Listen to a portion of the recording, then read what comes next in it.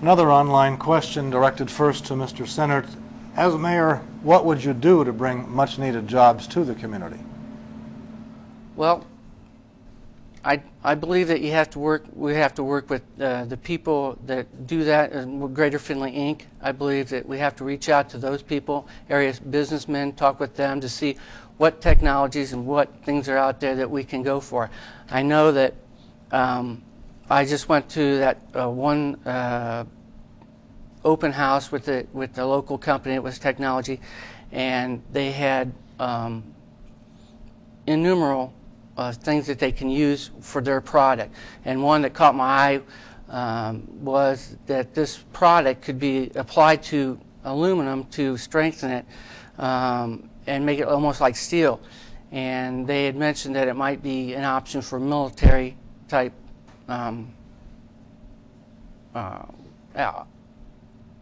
thing. And so a light came off in my head so that we have a tank plant 33 miles down the road, and perhaps that application, that's just one application of that technology, we could get some government contracts to help with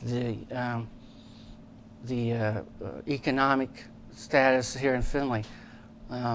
Technologies is very important, and I think that's one of the fields that we need to look at to help the economic growth in Findlay. And Mr. Knopf, what would you do to bring jobs to the community? Well, I think it's obviously important that that we continue to work with Greater Findlay Inc., plus the Small Business Association and a Port Authority if one is created, in order to promote Findlay and entice companies to come and set up shop here in town. But if I may, let's talk about downtown for a minute.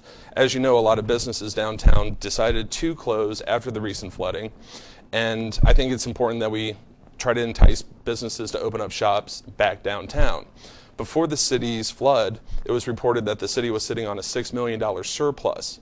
I think it would be a unique idea, a wise move maybe, to take at least $500,000 of that surplus and set up a downtown development grant program.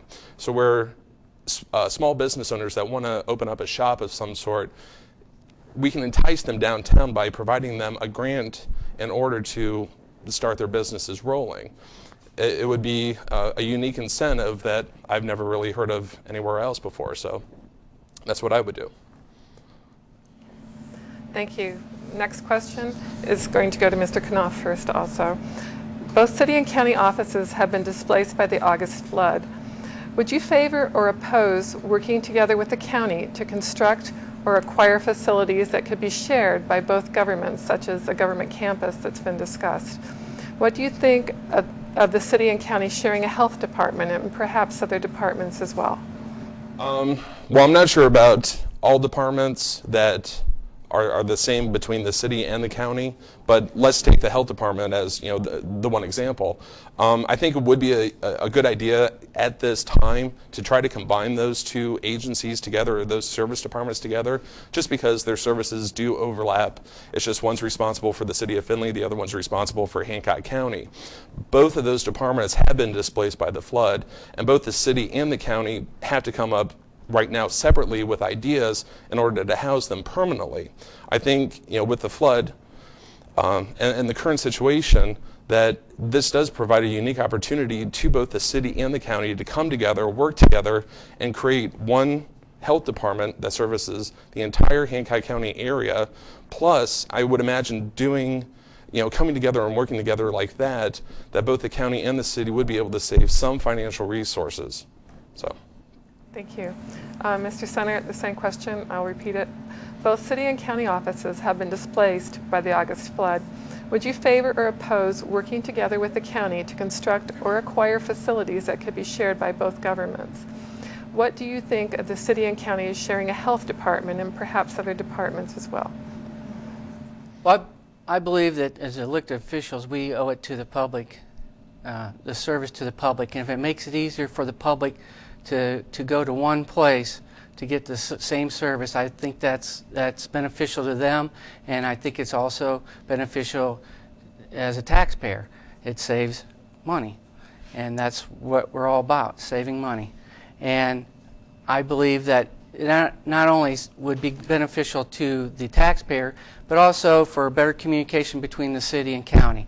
And I want to work on that. I believe that better communication, overall communication builds trust. And the more you can communicate with people, or the better you build their trust.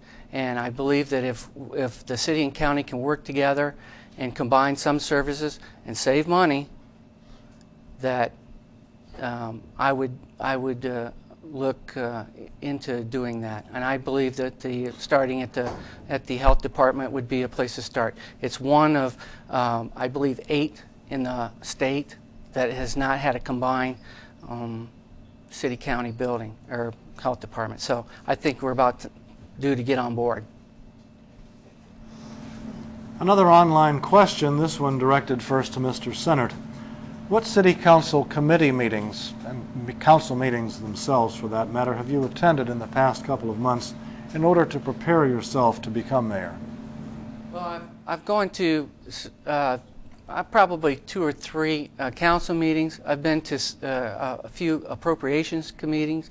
I've been to water and sewage meetings. I've been to various committee meetings through the months that since the primary to see. I've been to the City Planning Commission meetings. So I've been through several meetings in the last 3 months. And the same question to Mr. Knopf. I'm sorry, can you repeat the question, please? What city council committee meetings and council meetings themselves, for that matter, have you attended in the past couple of months in order to prepare yourself to become mayor? Well, I've managed to hit pretty much the entire allotment of city council meetings that they've had, every other Tuesday night downtown. But unfortunately, because of, I work up in Bowling Green, and even though my employer, or my supervisor actually, is aware that I'm running for mayor, she has given me some flexibility with my schedule. Unfortunately, with some committee meetings, I'm not able to come down for those, just time does not allow it. That's why I said I'm trying to keep abreast of what's happening in those meetings by reading the Courier and, reading what they report.